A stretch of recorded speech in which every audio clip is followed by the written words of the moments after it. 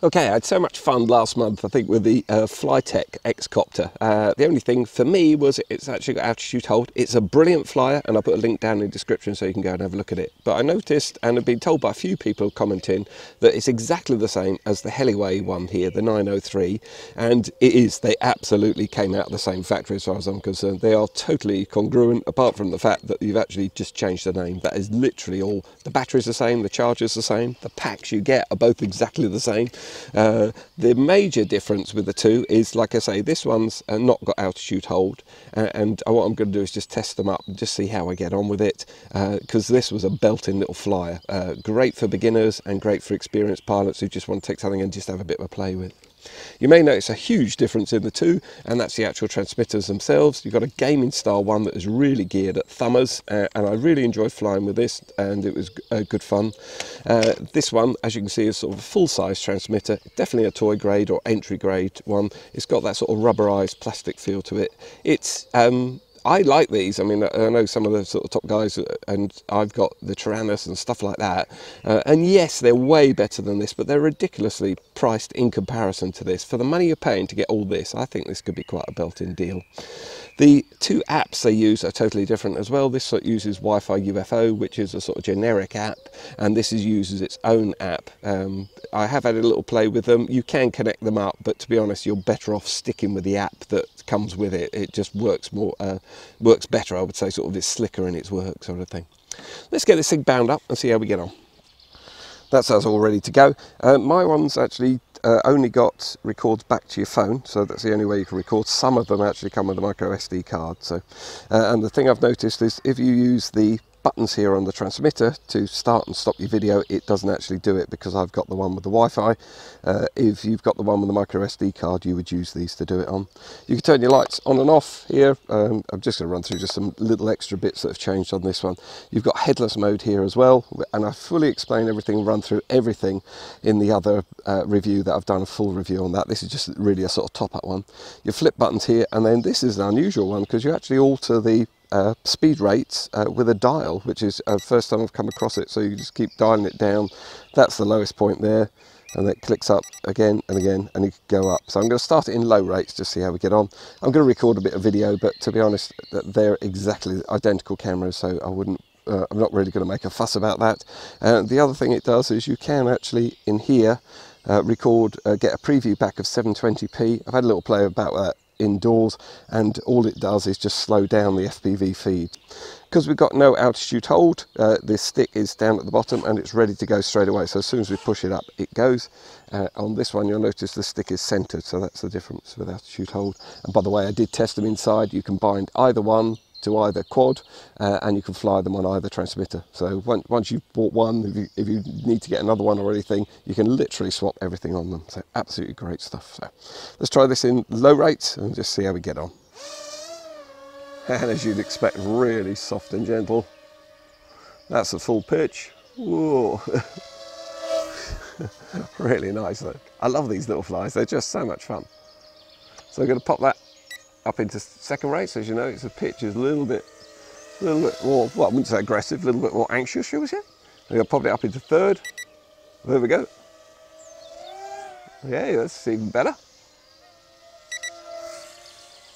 And that's us up in high rates. Whoa, that thing gets a shift on. It really does. I remember this from the other one as well. It's really nice. And actually having the bigger sticks, I think I prefer the bigger transmitter myself. But it's a bit of a pain to carry around with you. But heck, there's got to be some sort of trade-off. Whoa, and it'll even accelerate even at full pitch in high rate. Very nice. Very good indeed. Pretty sure it will manually flip. It's not particularly aggressive. You wouldn't be able to do this with the altitude hold one, that's for sure. So let's just try it. There we go. Oh yeah, I think it was 1 or 2 flips. No trouble at all. There we go, nice flip. You've really got to kill that throttle to get it to flip manually. There we go, no problem at all. And you've got a manual flipping button here.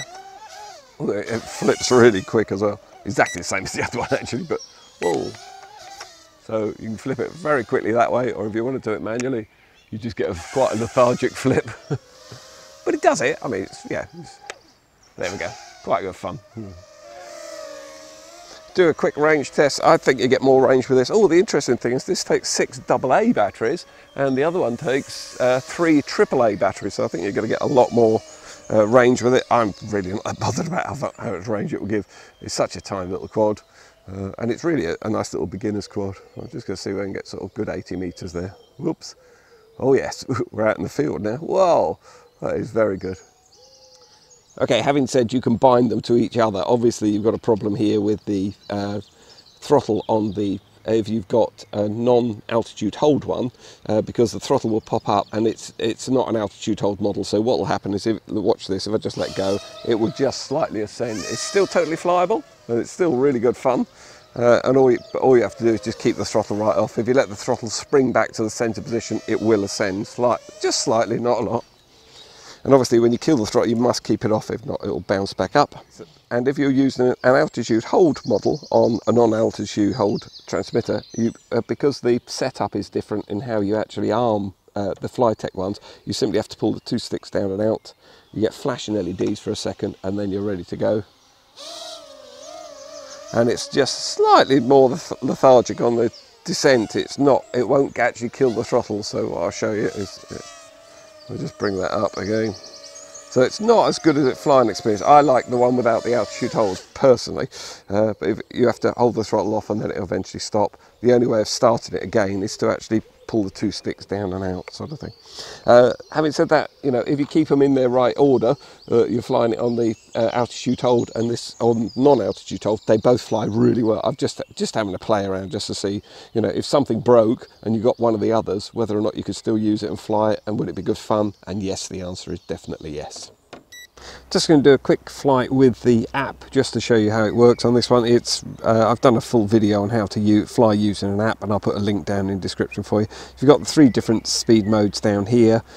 Basically everything else is pretty similar to the other app as well. You can calibrate it, you can do flips and everything else with it.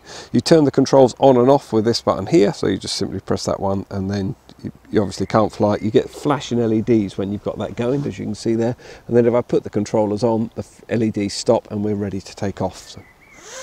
And again, because it's got no altitude hold, the stick stays down the bottom. As soon as we give it a little bit of throttle, she'll go off. So there we go. And most apps are you actually have altitude hold, so it's actually quite different. Sort of, it's a bit bouncy when you first get it going. And it is a little bit breezy this afternoon actually in the garden, so it's actually quite nice. So I'm going to up those rates to 100. It really is pretty cool actually.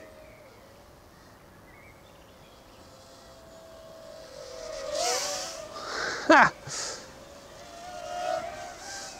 This thing gets a shift on, I like it. It's a cool quad. You've got all the usual toys with the app as well. You've got a mission planner sort of thing, or a path planner. You can just literally draw it and it will go wherever you have put it, depending on the rates, depends how far it goes. Nothing, it's something that I really don't like or use, to be perfectly honest, but I show it fully in the other one. And you've also got headless mode in here as well. It is slightly harder to fly a non-altitude hold quad with an app, but it's actually good fun, and that's the sort of the thing I like about flying, when it's a little bit of a challenge. So out of the two, which one do I prefer? I actually prefer the non-altitude hold with the larger transmitter. If you're after something compact and you're new to flying, perhaps this one would be better. And to be honest, the way I would narrow it down, because they're both brilliant flying experiences for what they are, I would just go for the cheapest model you can find, and I'll put some links down in the description for you. Hope you've enjoyed the video, and I'll see you on the next one.